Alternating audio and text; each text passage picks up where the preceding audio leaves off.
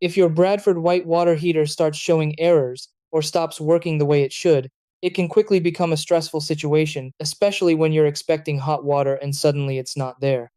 You might see blinking lights, error codes, or notice the unit not heating properly.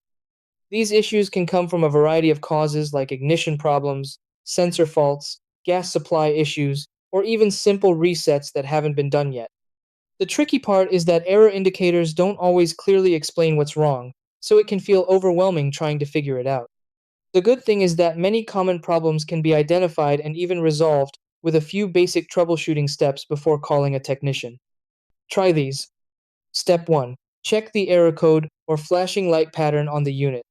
Step 2. Turn the water heater off and on to perform a basic reset.